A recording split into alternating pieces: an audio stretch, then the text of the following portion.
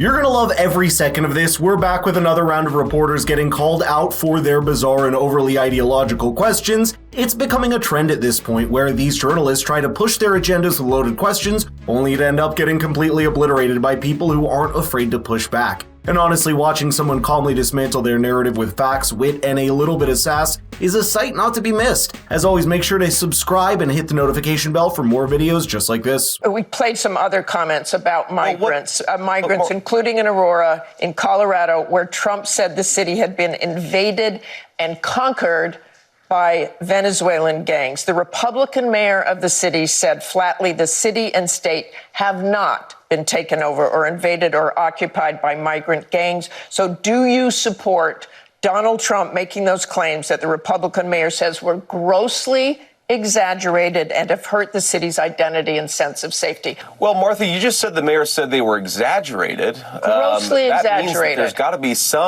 That means there's got to be some element of truth here. And of course, President Trump was actually in Aurora, Colorado, talking to people on the ground.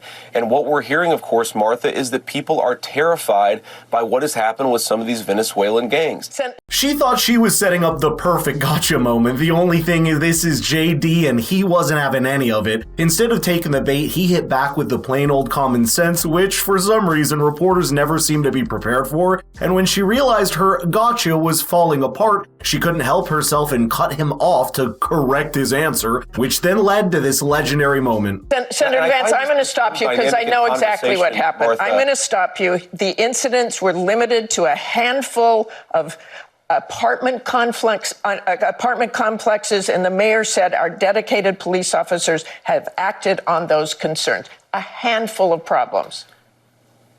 Only, Martha, do you hear yourself? Only a handful of apartment complexes in America were taken over by Venezuelan gangs, and Donald Trump is the problem and not Kamala Harris's open border. Americans are so fed up with what's going on, and they have every right to be. And I really find this exchange, Martha, sort of interesting because you seem to be more focused with nitpicking everything that Donald Trump has said rather than acknowledging that apartment complexes in the United States of America are being taken over by violent gangs. I worry so much more about that problem than anything else here. We've got to get American communities in a safe space again. It's in moments like these that we're reminded why so many people have completely tuned out of the MSM. Their obsession with Trump is like a never-ending reality show where every word, every action, every misstep, it's turned into a headline. Meanwhile, real issues get pushed to the back burner. And why? Well, because reporting on these problems might accidentally align with something Trump once said, and heaven forbid that they make him look even a little bit right.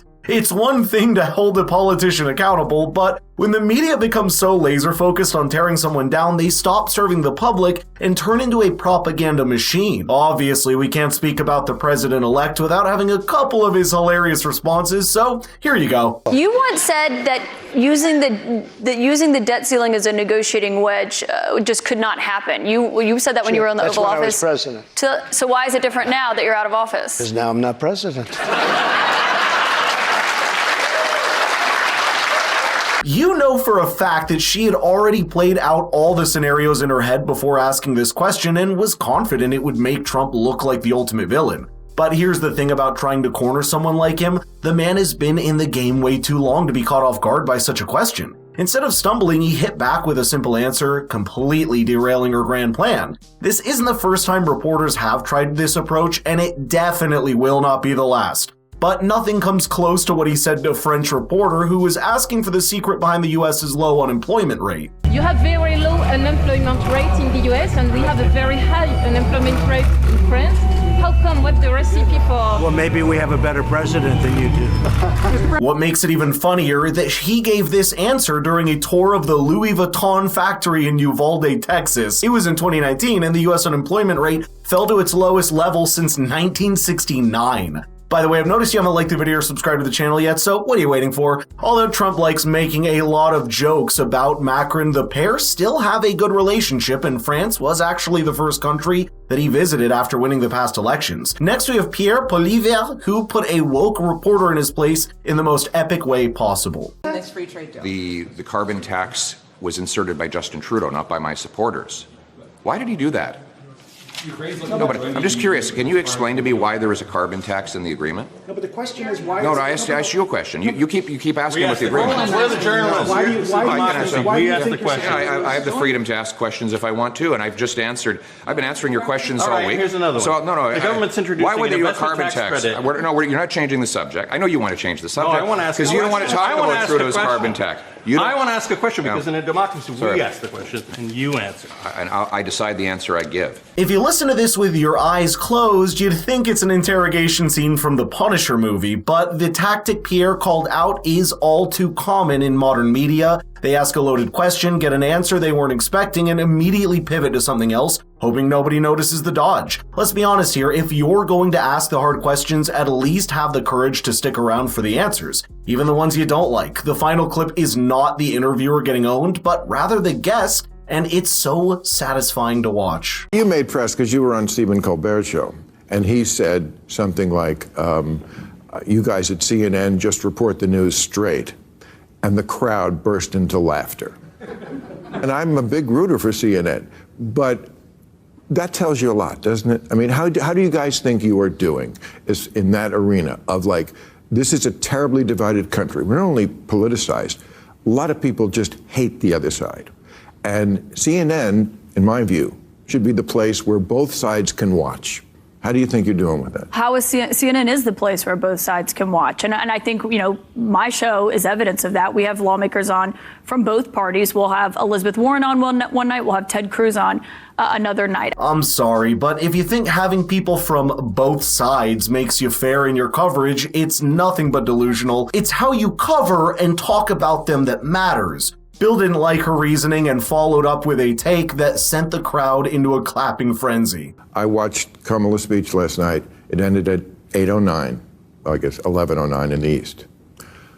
It wasn't until 11:23 till the one conservative guy, what's his name? Scott Jennings. This Lonely Scott, I call him. David Urban was there too.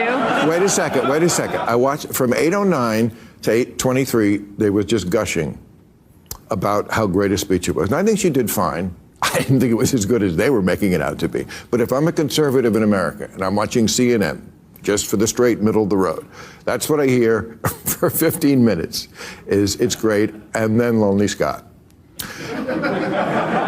It does look, and when you see the path, it does look like tokenism. It's kind of like the same as The View. It's like it's almost better to have nobody there, like MSNBC, than to have this. Well, to be fair, CNN probably had plans to include more people from the right on their shows, but seeing how Scott manages to dismantle an entire panel's arguments in a matter of seconds, well, they decided against it. But I'd love to know your thoughts here, so let's get the conversation rolling in the comments down below. And by the way, if you love this video, we did another one that has even more reporters getting shut down for their nonsense questions, so click here to play that next. Thank you for watching, and I'll see you in the next one.